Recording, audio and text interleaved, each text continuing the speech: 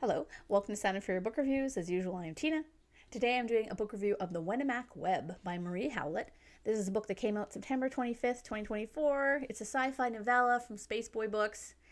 Yes, I'm wearing the same shirt as my review on Tuesday.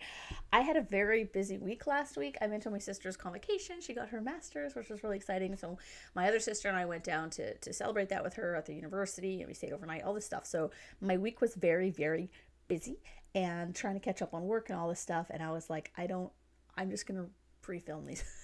Anyway, I received this book from the author in exchange for a fair review. I read the previous installment of the novella series last year, Assassins and Olympians, and I really enjoyed it. That one can be read without reading the first book because I didn't read the first book and I was totally fine. But this one does need book two, I would argue. So I think you should check out Assassins and Olympians first, or even check out the first one. I'm sure it's good too because this book was really fun. It's a cozy sci-fi with some action. It's light, fun adventure with lovable characters and very, very cool alien species. So what's it about? A mysterious invitation from an old friend brings private investigator Richard, spaceship pilot Eddie, and travel guide writer Alana to a gorgeous, bustling metropolis on a planet where the dominant species can literally smell fear and lies. Wenamak appears to be the picture-perfect place, down to the finest detail, but dangers lurk beneath the pristine surface. When a flippant Wendak undercover agent seeks assistance on a delicate job, the Calibri investigation's crew soon find themselves tangled up in a shady game involving a web of illegal trade and exploitation. Luckily, Richard's military training, Alana's intimate knowledge of the local culture, and Eddie's tough attitude give the team the perfect edge to meet their clients' needs, at least until they run into someone familiar with whom none of them expected to see again.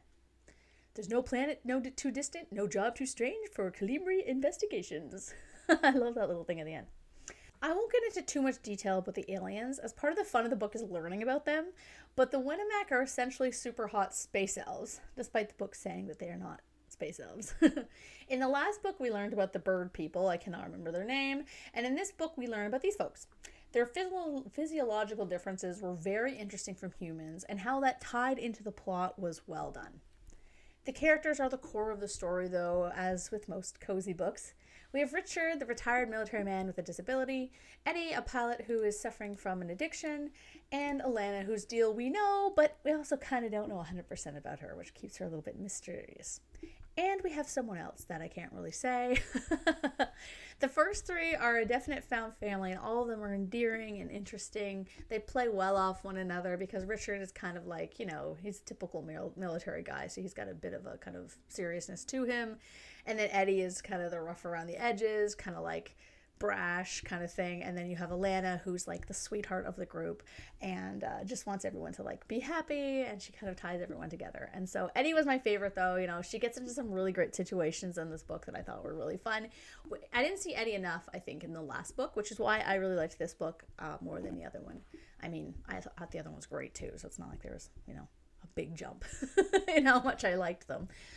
One of the fun things about this book is that we're given backstory via long epigraphs at the start of the chapters from either, a book Alana is writing because she's a travel writer, reports, transcripts, and other stuff. This was a really fun way to break up the text and tell us some stuff in a way that didn't take away from the story itself.